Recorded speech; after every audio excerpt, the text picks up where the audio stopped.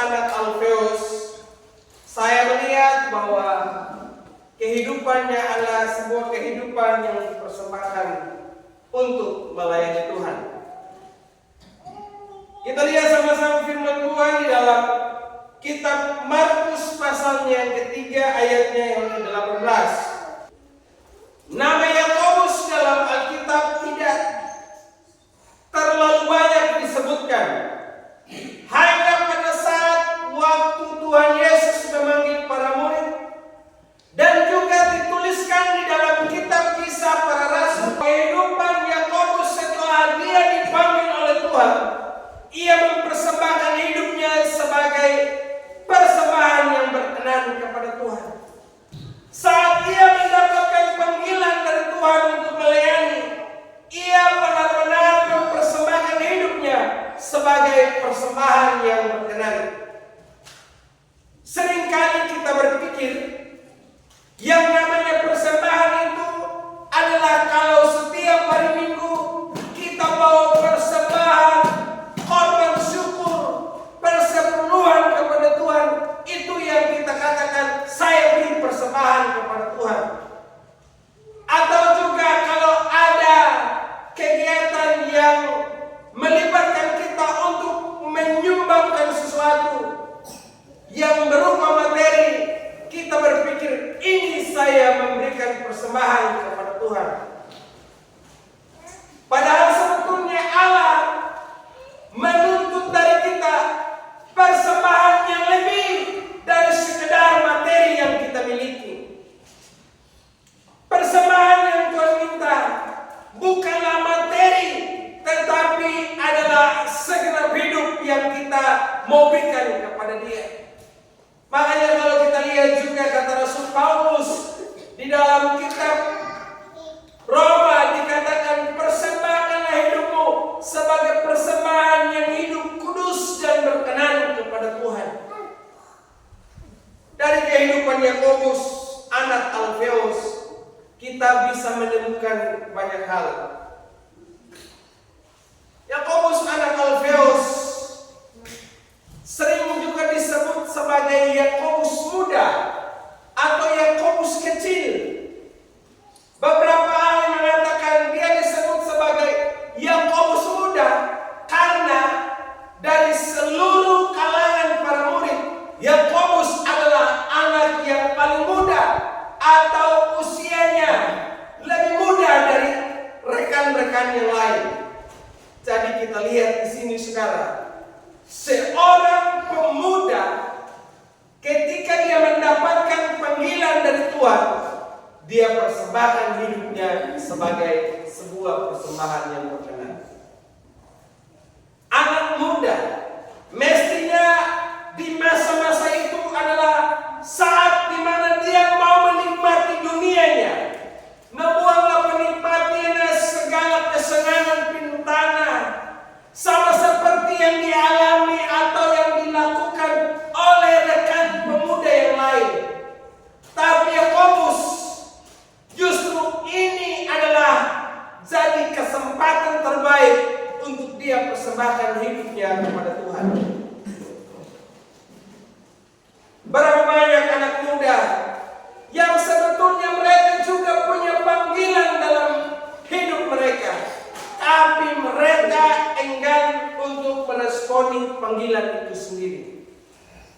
Mereka lebih senang dengan dunia bebas mereka, walaupun setiap harinya tidak terlalu ada hal yang begitu berguna mereka lakukan, tapi mereka rela habiskan waktu mereka hanya untuk duduk dengan teman-teman, hanya untuk sekedar bercerita, hanya untuk sekedar bermain sosial. Tapi mereka katakan ini adalah duniaku, ini adalah bahagia.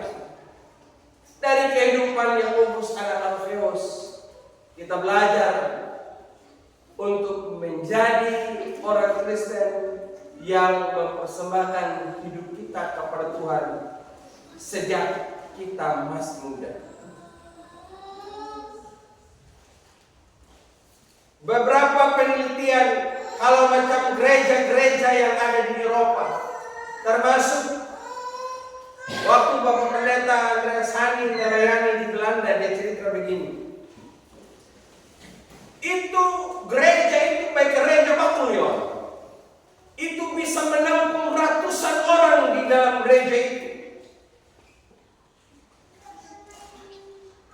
Tapi yang hadir di gereja hanya belasan orang. Dan itu juga adalah orang tua semua. Tidak ada anak muda. Setelah selesai khotbah, pendetanya bilang begini, Pak Andreas, hari ini Anda adalah seorang pengkhotbah terakhir di gereja ini. Karena gereja ini kami sudah jual untuk menjadi hotel. Hati saya terpukul katanya. Karena gereja yang begitu megah, yang hadir hanya orang tua, tapi anak mudanya tidak tahu kemana. Mereka lebih mengutamakan kepentingan mereka, tidak mengutamakan kepentingan agama.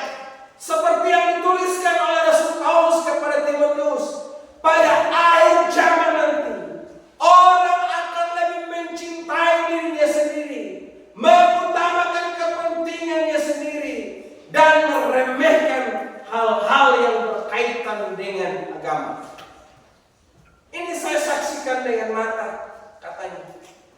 Dan saya percaya, saudara, kalau generasi kita, anak muda kita, anak-anak kita, sejak dini kita tidak didik mereka dalam takut akan Tuhan, setia pada Tuhan, maka suatu saat pengalaman itu akan terjadi juga dalam gereja kita, bahkan bukan hanya di tempat ini, tapi di seluruh kakak pasti kita akan alami hal yang sama. Makanya saya dorong mama semua, tolong anak-anak itu didorong untuk datang sekolah minggu. Kalau mereka masih sekolah minggu, dengar mama. Ya. Kalau masih sekolah minggu, suruh anak-anak datang sekolah minggu. Didik mereka untuk takut Tuhan. Saya lihat juga anak-anak yang sudah besar dari sekolah minggu, hina penuh dengan SMP atau masuk SMA, ngerping kok nih kenapa? Apalah, tidak diping apalah ping pengarenya. Padahal waktu mereka di sekolah minggu itu setia sekali. Tapi kalau mereka sudah agak beranjak besar, remaja, mereka tidak mau gereja lagi. Mereka berpikir saya sudah orang besar. Besar bagaimana? Hah? Masih anak kira mulainya begitu, kau sudah tahu sisir rambut kasih rapi sedikit. Si sudah jadi orang besar ini. Sampai saja kau belum tahu beli, masih harap dari orang tua juga. Tapi kau bilang saya sudah besar ini. Jadi tolong itu waktu kamu masih muda itu, kamu belajar takut Tuhan. Kamu belajar dari kamu punya orang tua semua ini, kita semua yang lain ini. Kita ini besar ini dengan takut Tuhan. Iya tahu mama, saya senang melihat saudara ini dari sekolah minggu sampai sudah berkeluarga, sudah tua juga, masih setia dengan Tuhan. Tahun depan saya sudah 20 tahun di KKH. Jadi sekarang saya bisa melihat ini, yang dari dulu sampai sekarang siapa-siapa yang setia dengan Tuhan atau tidak, saudara. Ternyata tidak sangka ya, sudah 20 tahun saya di sini. Ini yang masih banyak belum lahir ini. Sebagian yang 40% yang ada di gereja ini belum lahir waktu saya ada di sini. Jadi saya tahu waktu Pak ini pada bilang Tuhan, saya tahu kamu setia dengan Tuhan dan tidak, saudara. Jadi belajar dari Yakobus anak Alfeus, dia persembahkan hidupnya sejak muda untuk Tuhan. Nah, pertama yang kita belajar, saudara, panggilan yang dipersembahkan untuk berkenan kepada Tuhan dari kehidupan Yakobus adalah, ingat, panggilan itu menuntut pengorbanan. Panggilan itu menuntut pengorbanan untuk kita persembahkan kepada Tuhan. Waktu Yakobus dipanggil oleh Tuhan, Yakobo, anak ni Alpeu ko yang anak baca ya. Kalau nilai leruman yang ada di apa itu? Di film yang kita nonton. Anak kau jadi anak mapiat kan yang video. Iya kau anak Alpeu anak. Kalau kita berjuang tamu ini. Jadi saudara, dia itu waktu dipanggil tidak ada main protes. Tidak ada penolakan. Waktu dia dipanggil dia katakan siap Tuhan. Rupanya anak muda ini punya kesiapan untuk melayani Tuhan karena dia sudah belajar dari kecil dengarkan firman Tuhan. Nah, pituan manusia ada kuda nak ajar nanya kau lagi kuat nak pun mirip. Jadi waktu mana roh yang kayak mirip, aku memanggil engkau menjadi murid kubuananya. Makanya Yakobus tidak ada penolakan. Jangan anda mengerti, Allah tidak akan bilang begini, Tuhan, untuk apa saya mengikut engkau? Belajar apa yang dikatakan oleh Petrus. Tuhan, kami sudah meninggalkan segala sesuatu yang mengikut engkau. Tuhan bilang begini, kamu akan mendapatkan upah 30 kali lipat, 60 kali lipat, 100 kali lipat. Di bumi ini maupun di dunia akan datang. Yakobus ini dari masa muda dia dari masa kecil dia belajar firman Tuhan. Jadi ketika dia dengarkan panggilan Allah, dia selalu katakan, aku siap Tuhan. Di masa yang masih produktif, untuk dia bisa berusaha, untuk dia bisa bekerja, untuk mencukupi kebutuhan hidupnya maupun juga keluarganya. Justru itu adalah waktu yang terbaik bagi Yakobus untuk persembahkan hidupnya kepada Tuhan. Ingat, setiap yang namanya panggilan atau pelayanan menuntut pengorbanan. Jadi kalau kita bilang saya melayani Tuhan mendapatkan kesenangan, berarti itu mengkosong besar. Mau dapat senang bagaimana? Itu adalah kesempatan untuk kita berkorban, persembahkan segalanya buat Tuhan. Sehingga ini merupakan masa di mana kita merelakan segala ambisi kita, ego kita, kepentingan kita. Jadi kalau namanya orang yang dipanggil Tuhan, melayani Tuhan, berarti harus serahkan segala ambisi dan ego kita secara pribadi. Amin. Jadi bukan kepentingan diri kita lagi, tapi kepentingan Tuhan yang lebih kita utamakan. Ciri khas dari orang yang mengutamakan kepentingan Tuhan dibanding dengan kepentingan dirinya sendiri adalah begini. Semestinya kalau dia punya sesuatu, dia harus gunakan untuk dirinya sendiri. Jangan ngirim duit. Duitnya 50.000.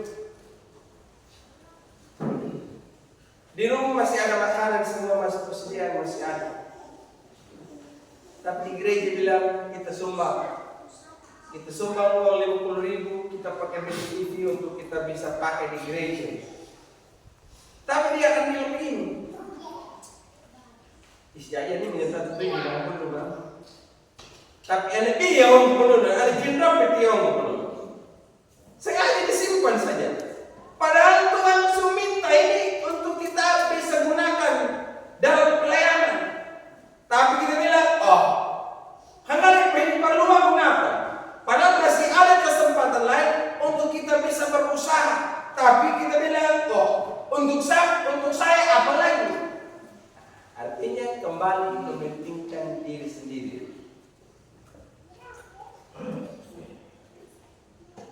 Satu hal lagi, kalau kita lihat di dalam kitab Habakuk, terkait dengan rumah Tuhan, kamu bikin rumah bagus-bagus, tapi rumah Tuhan kamu tidak perhatikan. Coba saudara, kita punya rumah ini kalau tidak disapu saja dalam sehari, dia apa dulu? Nama jahit, aduh kotor ini, bagaimana ini, anak lu ini. Pilih gunakan lu pak bersih. Malu malam anda kamu matlihuin dan kamu matkian. Wih bersih. Penuhnya jadi bilang makan tadi, jijik. Tapi kalau rumah Tuhan kamu datang di gereja, peri maminya lebih di kursi. Hampir menjadi mana tunuh ya tunuh. Tapi kita bilang bersih. Hampir dia ada ini dan dia ada gula-gula pokoknya warumanya. Ning haku juga jak lakukan ini Bapak Ibu. Saya makan gula-gula mana? Makan gula-gulanya tapi bungkusnya taruh di saku celana. Tunggu kalau saya keluar dari ruangan itu baru saya buang. Lu yang namanya pesehat dan bersih. Nyoba dulu baru kamu nyalur dari Malaysia. Halo tidak mau tidak halak pun namanya.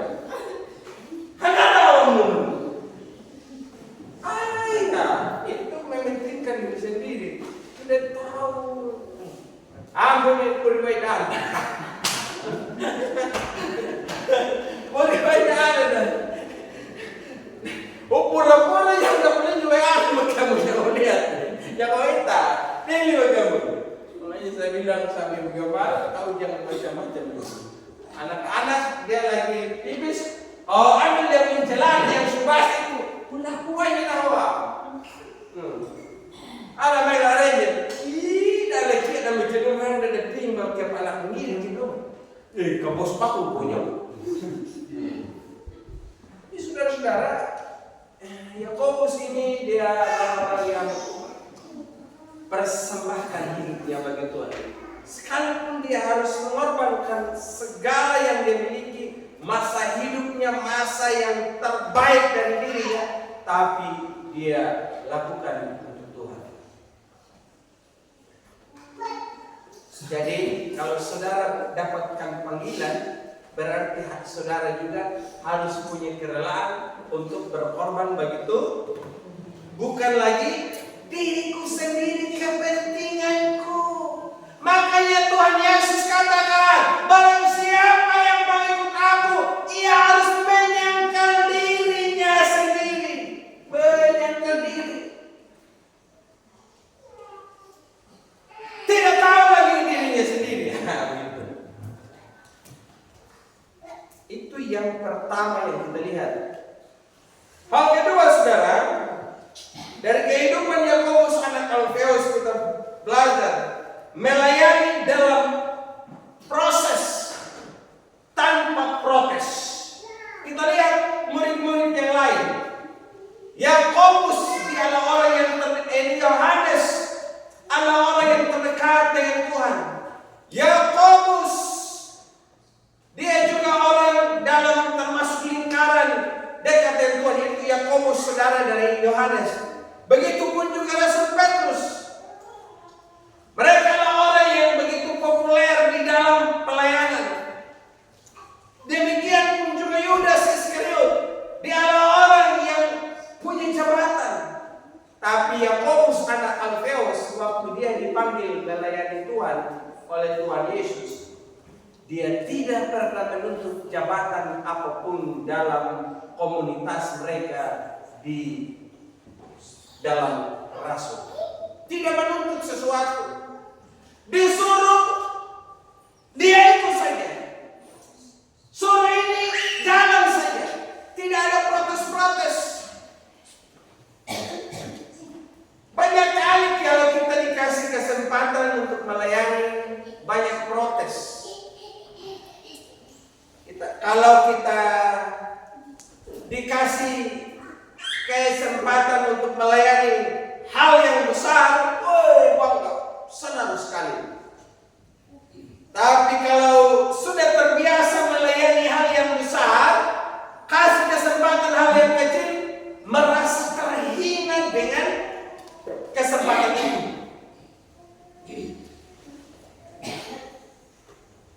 Kita merasa, oh ini bukan saya punya bagian lagi.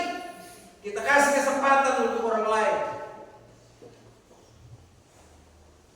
Contoh, sudah terbiasa jadi pengkhotbah,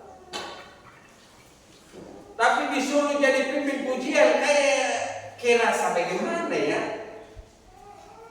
Atau kalau kita sudah terbiasa jadi pimpin pujian, tiba-tiba disuruh bantu sapu-sapu saja. Oh, saya ingin pelayan altar ini, saya ingin pelayan altar ini. Aduh. Tadi ini orang-orang yang biasa pergi di Jawa ini. Mereka itu saudara ada bos-bos lagi. Bos-bos itu dalam gereja itu, mereka melayani saudara.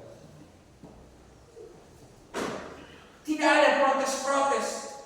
Orang kadang mau melayani, menuntut penghargaan. Jangan hal ke pelayanan, orang bilang begini sama dia, aduh luar biasa kau punya pelayanan hari. Ada kebanggaan.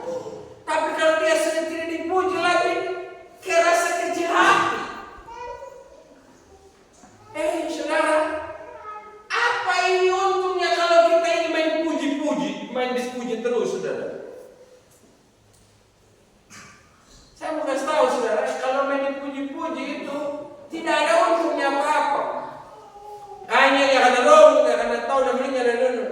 Wish, dapat pun hamang ko dalam mo eh. Dapat pun hamang ko ay tunuan naman. Daw pianya papa na puji ko ng honor. Ya makakupunta pa niya, jangan puji ko ang. Ay, bay ini. Yung daw pianya tanaw kina dai bay ko na ano na jadi. Iyan naman tunuan mo na aanang kende ko dia puji hanan naman apa-apa lu juga man keperaha daw. Saya orang kepercayaan. Pajannya kok ya tunul. Yung iba ko ama ko daping magtibig tunul. Semakin kau dibuat begitu, semakin kau dipuji, semakin banyak mungkin tanggung jawab yang kau pegang, maka semakin banyak juga hal yang harus kau perbuat, yang harus kau pertanggungjawabkan. Jadi jangan pikir ini ini semua. Saya mau kasih tahu, dan menjadi pejabat-pejabat, menjadi nak, sekalian dulu nak jangan di kabin kau di pelbidang kan orang. Waktu nama, hendak, zaman. Tapi dah piye, nak tuntutan kerja ni dendam mana? Belum lagi dia kerja kebijakannya salah sedikit itu dia bisa masuk penjara juga. Mungkin hari Senin sampai hari Jumat dia pakai kaki, tapi bisa tahun depan dia pakai baju orange. Tahu kau baju orange? Baju orange itu adalah pakaian dinas presiden.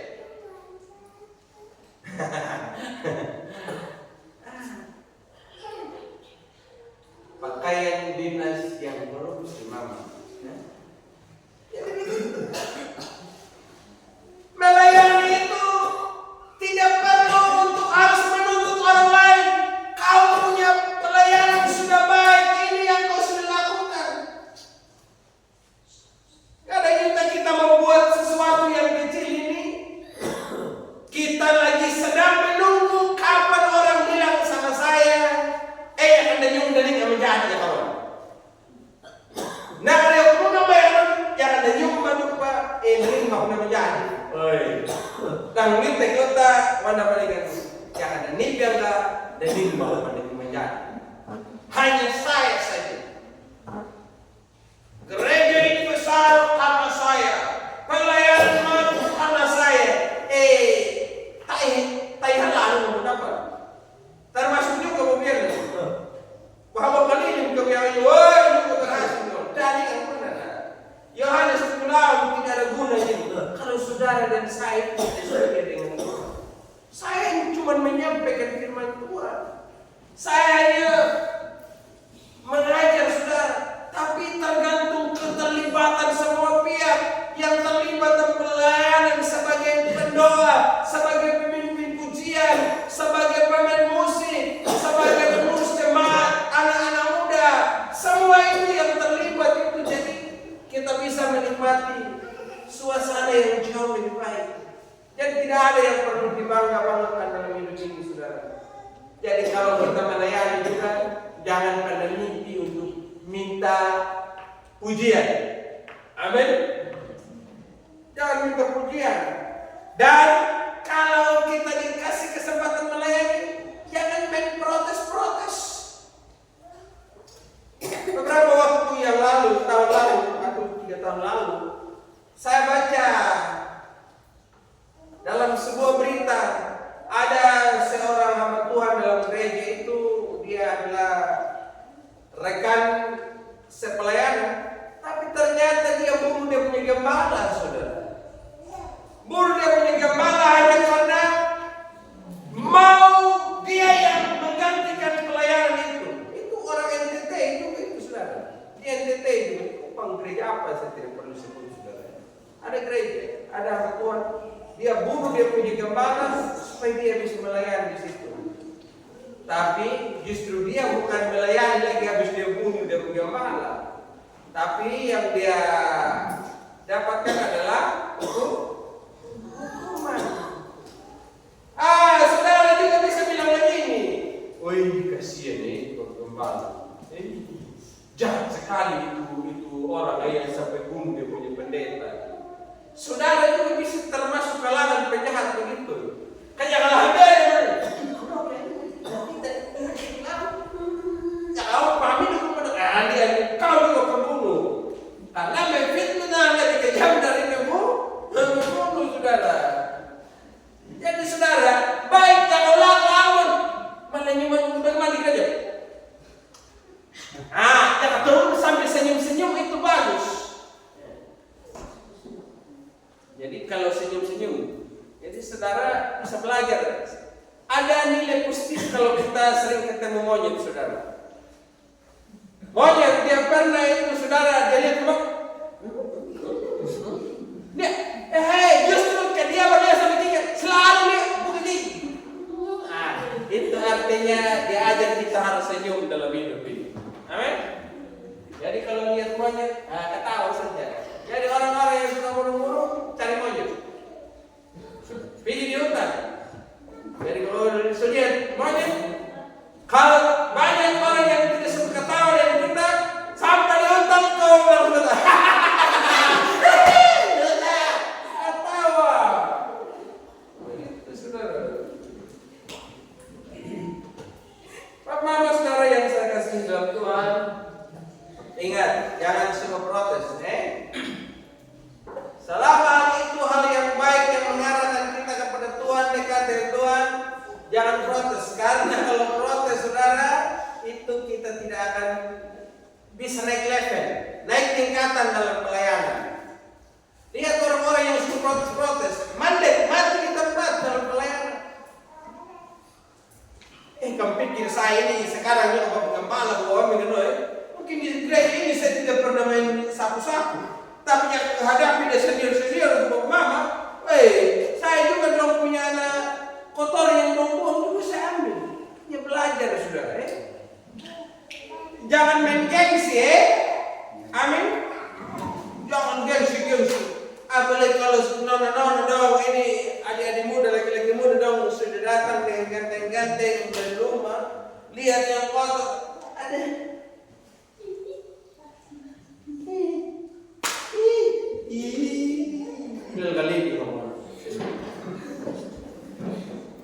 Saudara pikir saya tidak pernah pegang yang baik nama kotor nama tuh baik yang kau cebut cebut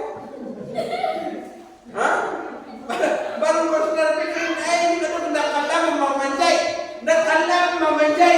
pegang punya apa jangan bawa menjadi botai Al-Qadar ngomong ini tangan cebut, tangan kiri tangan cebut.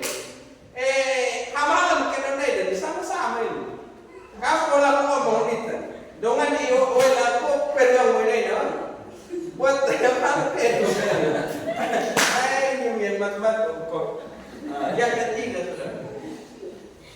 Melayani menuntut sebuah persembahan yang berkenan kepada Tuhan. Yakobus anak Alfeus melayani dalam kesetiaan. Kalau kita lihat di dalam kitab Kisah Para Rasul waktu mereka sedang menanti akan datangnya Roh Kudus, Yakobus anak Alfeus disebutkan di situ bahwa dia juga ada.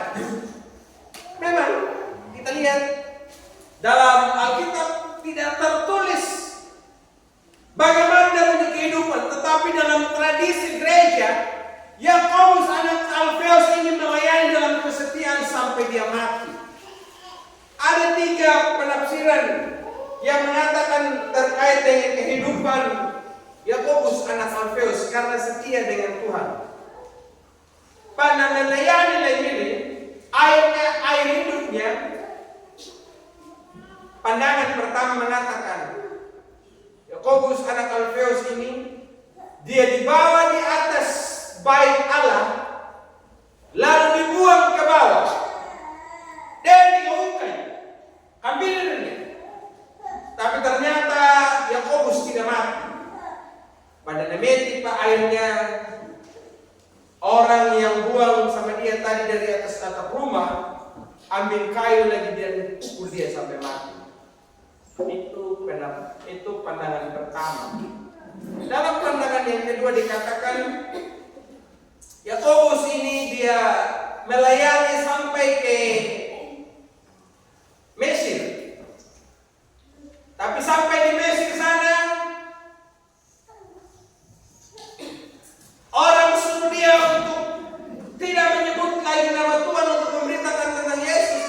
Tapi dia tetap melakukan hal yang sama, memberitakan Injil. Akhirnya dia ditangkap lalu disalibkan. Itu. Dan pandangan yang berikut lagi dikatakan bahwa dia ditangkap lalu dia dibunuh. Tapi saudara, kita tidak melihat bagaimana cara matinya atau siapa yang bunuh sama dia.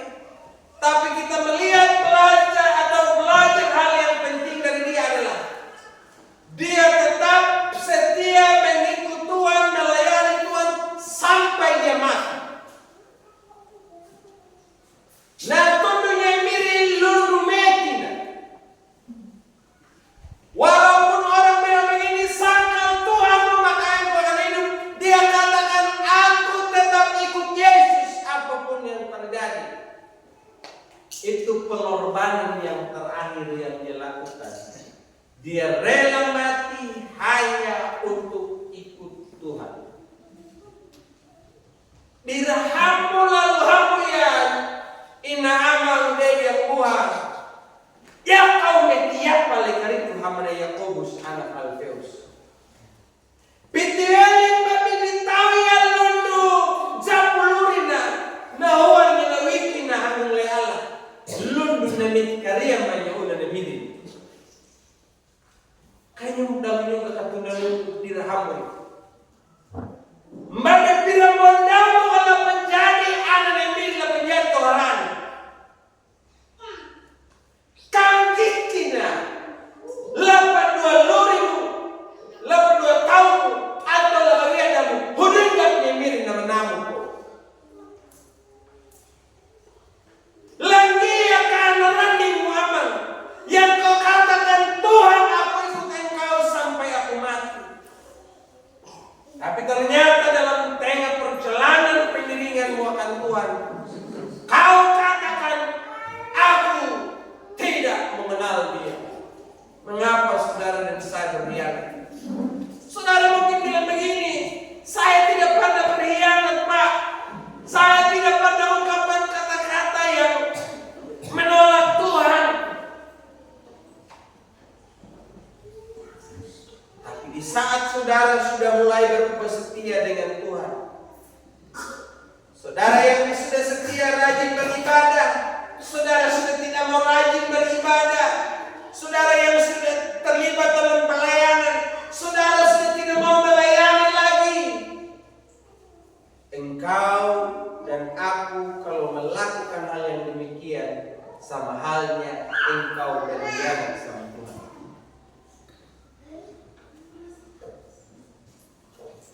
Dan kadang saudara, kita berpikir bahwa melayani Tuhan itu seperti beban yang berat untuk kita pikul. Sebetulnya melayani Tuhan bukan beban berat yang kita pikul, tetapi merupakan kub yang paling ringan untuk kita pikul dalam hidup. Tidak semua orang itu dikasih kesempatan. Tidak semua orang itu diberi ruang untuk melayani. Tapi kalau saudara diberi ruang untuk melayani, sebetulnya itu adalah kesempatan yang terbaik. Tapi kadang kita kasih kesempatan melayani tidak mau. Tapi kalau sudah tidak kasih kesempatan melayani lagi protes lagi. Bagaimana saya tidak pernah dikasih kesempatan? Bagaimana saya bisa terlibat? Bagaimana saya bisa berkorban? Bagaimana saya bisa mendukung? Bagaimana saya bisa melakukan hal yang itu? Ini maunya apa? Nah, dikasih ruang tidak mau, tidak dikasih ruang protes.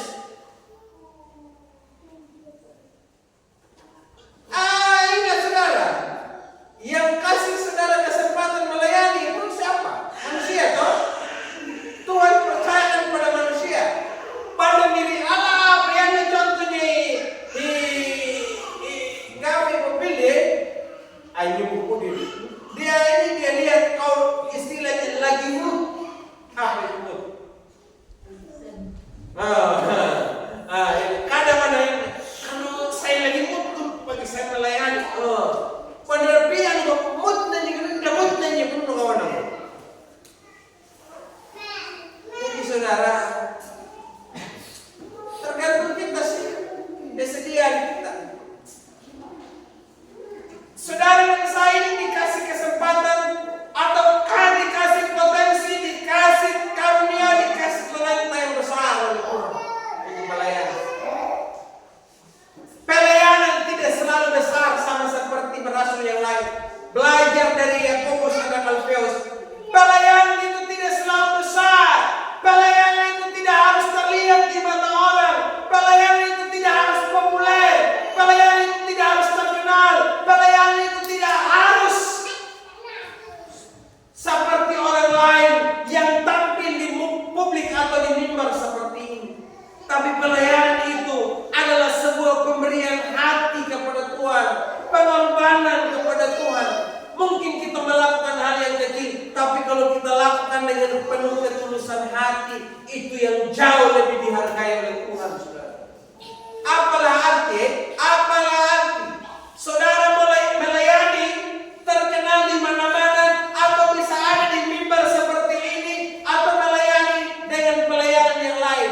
Tapi kalau saudara tidak beri hati kepada Tuhan, itu sama halnya sia-sia. Orang boleh bilang wow, tapi hati kita hati kosong, hati yang sebetulnya lagi pegang erat-erat kita punya kepentingan, itu sama saja. Jadi kumono renang bersama, 3 hal yang kita bisa belajar bersama. Yakobus muda, yang dari muda dia persembahkan hidupnya kepada Tuhan. Yang pertama adalah dia tahu panggilan itu menuntut pengorbanan. Jadi kalau namanya melayani Tuhan, dituntut dari kita adalah berkorban, memberi dirimu kepada Tuhan. Hal yang kedua, melayani Tuhan itu senantiasa hidup dalam proses, tidak protes.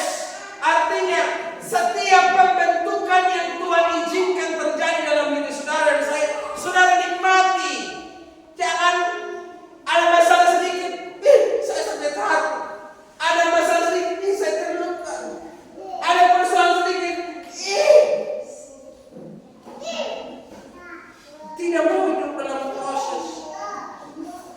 Seseorang kalau Tuhan mau bentuk dia menjadi besar, dia harus yang melewati yang namanya berbagai proses luka, saudara. Nyata itu ada deh. Jangan buang pembentuan dari sini pun. Kedua Tuhan ada buat. Anak kita waktu dia makin besar, dia perlu proses sakit. Sama halnya juga kalau saudara dan saya diproses Tuhan untuk melayani dan diberi berkat yang besar, itu harus lewati proses. Dan prosesnya itu adalah proses yang melukai, yang menyakitkan. Itu bisa datang dari orang dekat kita, dari orang yang kita percaya, dari rekan jemaat, bahkan dari rekan pelayanan. Itu bisa datang dari mereka. Tapi dalam keadaan yang demikian, saudara jangan bilang, aku saudara mulai protes.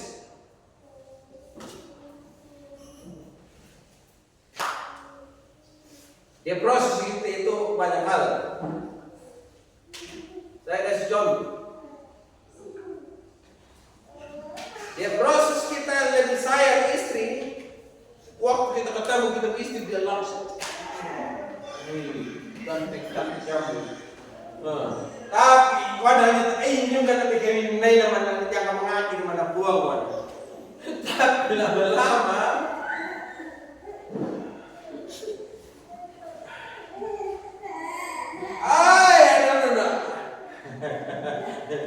masih sayang itu aman suami, aman dia ganteng berduit, tapi nanti dia izinkan ke suami tidak punya uang apa-apa. Itu kau tetap sayang atau tidak? Proses, amin. Itu pilih apa buat?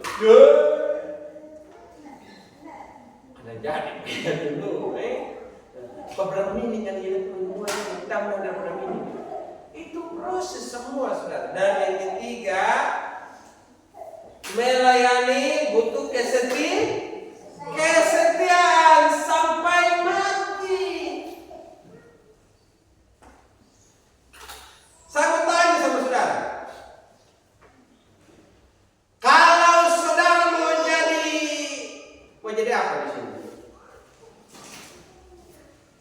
Kalau saudara mau jadi ini kepala dusun dulu. Jadi kepala dusun dapat gaji toh? Senang tidak? Tolong mengatakan siapa yang menjadi kepala dusun di sini. Bapak Widi. Ayo yang menjadi RT. Jadi pamong kalau boleh. Jadi pendek. Kakak aku menjadi ini. Jadi rakyat. Jadilah seperti yang kau imani. Nah, contoh nih Bapak ini doa jangan apa dusun. Jadi awak anu dan buang yang pendusun. Tapi jika kita jadi pendusun nganu, nak pendusun nganu deh. Ikan nganu. Nganu mana gaji yang menjadi jadi pendusun. Buang menjadi pendusun seumur hidup atau tidak? Jangan lupa ngomong seperti itu. Hah? Mau toh? Mau? Suka? Senang sampai mati. Asik. Ayo nak lagi kuraya akan musuh demi mereka. Senang. Dikasih kepercayaan seperti itu sampai dia mati. Nah, kita juga saudara sebagai anak-anak Tuhan. Tuhan kasih kesempatan bagi kita untuk menjadi hamba Tuhan itu sampai mati. Dan upahnya saudara, apa upahnya kalau kita melayani Tuhan? Yang saya bilang tadi, Petrus bilang begini, Tuhan, kami sudah meninggalkan segala sesuatunya karena mencintai Engkau. Tuhan Yesus bilang begini, Engkau akan menerima upah 30 kali lipat, 50 kali lipat, 60 kali lipat, 100 kali lipat di bumi maupun di akhirat nanti.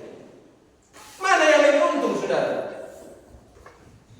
Memang yung dongalang mapanimulang ko na para masuk na rekeningmu benduyo di demi Allah.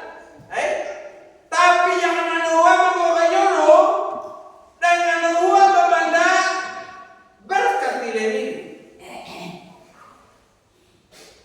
Uang kalau disehat berkat dilemi.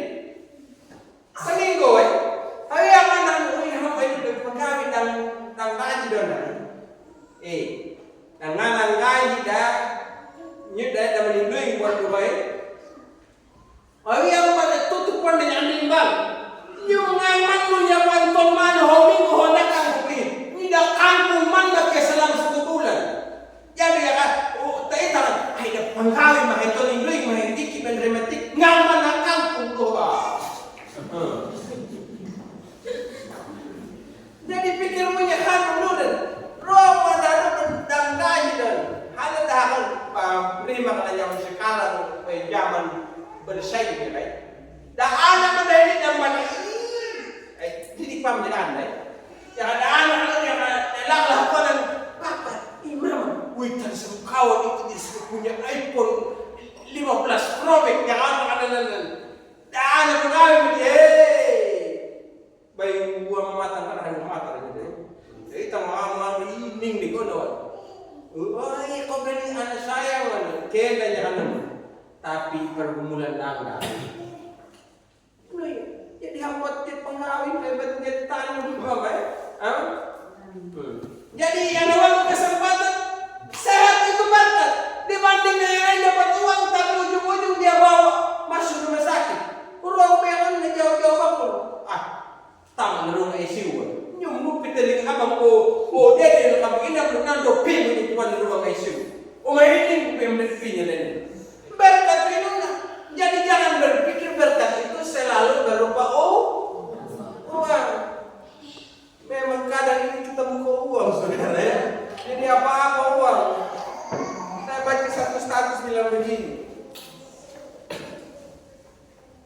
Wanita itu muka duit. Buktinya wanita itu tidak ada uang stres. Lalu dia bilang begini, ya betul saja.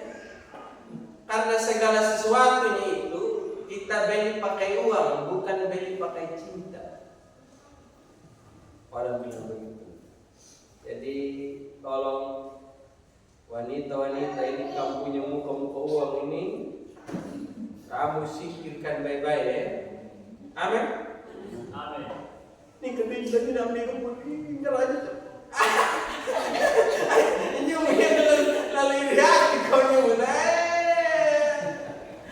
Ini kurang punya pun dapat letang ini 12 juta dan tas. Amin. Tas. Sabar. Ada dulu saudara ini. Ingat setia dengan Tuhan, amin.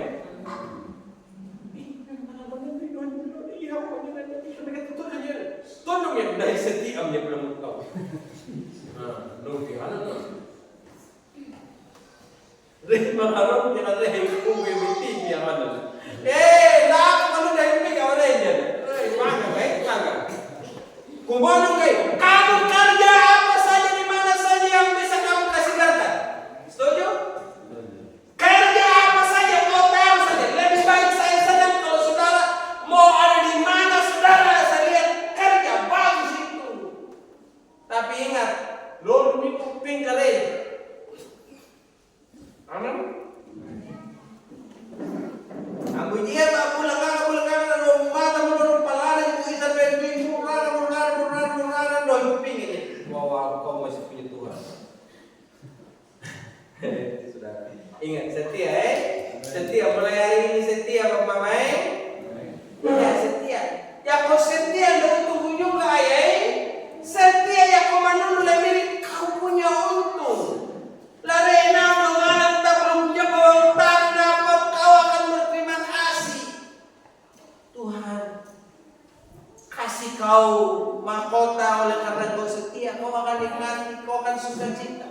Apalah artinya sebuah kebahagiaan yang saudara dan saya nikmati di bumi ini yang 50, 60, 70 tahun.